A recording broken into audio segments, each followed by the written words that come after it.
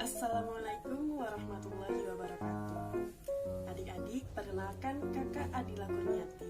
Nah, hari ini kakak akan membacakan sebuah cerita yang berjudul Tida dan Monster Kurus yang ditulis oleh Paul Markara dan digambar oleh Hin Komian.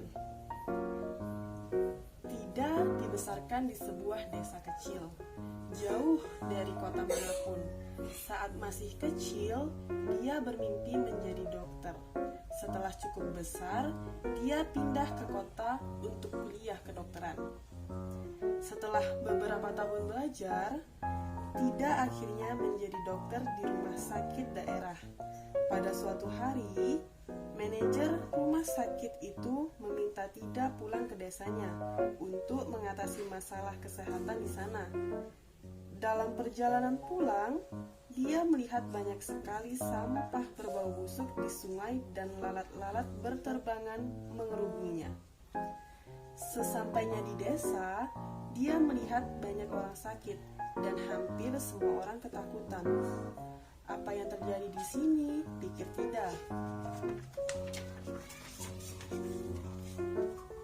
Tida bertemu teman lamanya, Soka, yang berjualan buah di desa.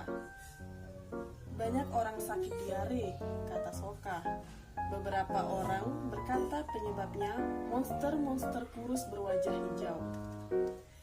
Tidak tahu bahwa diare adalah masalah serius, tapi dia juga tahu bahwa penyebabnya bukan monster. Terima kasih Soka, kata Tida. Aku akan berusaha membantu. Hati-hati, kata Soka. Jangan biarkan monster itu menangkapmu. Tidak tahu bahwa banyak hal yang bisa mengakibatkan masalah kesehatan seperti ini. Sebelum bisa membantu, dia harus mempelajari lebih dalam. Dia mulai menyelidiki masalah itu. Tidak memperhatikan seorang anak laki-laki keluar dari toilet, kemudian mengambil sepotong roti. Stop, kata Tida. Jangan makan dulu, kamu harus mencuci tanganmu terlebih dahulu. Mengapa aku harus mencuci tanganku? Tanya anak lelaki itu. Kamu harus membersihkan bakteri dari toilet yang dapat membuatmu sakit, jawab Tida. Anak laki-laki itu setuju untuk mencuci tangannya dan Tida melanjutkan penyelidikannya. Tida melihat seorang anak perempuan mencelupkan tangan ke dalam seember air hujan. Dia mengangkat tangan ke mulut untuk meminum air. Berhenti, kata Tida. Jangan minum air itu. Kenapa? Tanya anak itu. Air hujan begini sering mengandung makhluk kecil bernama parasit, kata Tida. Tida menjelaskan, parasit itu bisa membuatmu sakit. Kau harus selalu merebus air sebelum meminumnya. Itu akan membunuh parasit dan kau tidak akan sakit. Anak itu mau merebus air sebelum meminumnya dan Tida kembali melanjutkan penyelidikannya. Tida memperhatikan seorang pria melempar sebuah botol plastik kosong ke dalam danau desa.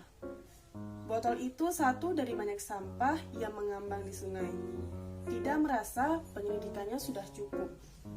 Dia mengetahui cara untuk menolong masalah kesehatan warga desa, dan dia tahu bahwa penyebabnya bukan monster kurus berwajah hijau.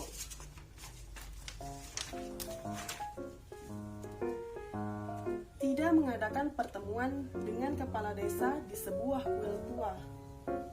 Kita bisa mengatasi masalah kesehatan di desa ini, ujarnya kepada Pak Kepala Desa.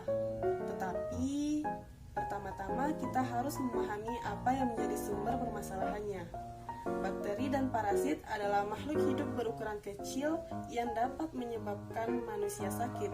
Merekalah yang harus disalahkan, bukan monster. Kita bisa melawan bakteri dan parasit dengan mengubah kebiasaan kita. Kepala desa orang yang bijaksana. Dia mengajak penduduk desa untuk bersama-sama belajar. Tida mengajarkan kepada warga desa bahwa bakteri dan parasit menyukai tempat-tempat yang kotor, seperti toilet, ember penampungan air hujan, dan danau yang dipenuhi oleh sampah. Warga desa mendengarkannya dengan seksama. Mereka senang mengetahui hanya dengan beberapa perubahan kecil desa mereka akan kembali sehat. Sejak hari itu, mereka selalu mencuci tangan setelah menggunakan toilet. Mereka juga merebus air mentah sebelum meminumnya. Mereka pun membersihkan sampah di danau. Penduduk desa tidak lagi membicarakan tentang monster kurus berwarna hijau. Sekarang mereka membicarakan tentang Tidak, dokter yang membantu desa mereka menjadi sehat kembali. Sekarang, tiap kali anak-anak melihat ada orang yang membuang sampah sembarangan, mereka akan berteriak, "Dokter Tidak mengajarkan kita untuk membuang sampah ke tempat sampah." Nah, jadi adik-adik, dari cerita ini kita harus menjaga lingkungan sekitar kita supaya kita terhindar dari bakteri dan parasit yang menyebabkan desa kita menjadi kotor, yang menyebabkan tempat kita menjadi tidak bersih, menjadi sarang penyakit, dan kita pun sebagai warganya akan terhindar dari penyakit. Nah, sekian cerita dari kakak. Assalamualaikum warahmatullahi wabarakatuh. Jangan lupa like, komen, dan juga subscribe. Bye-bye.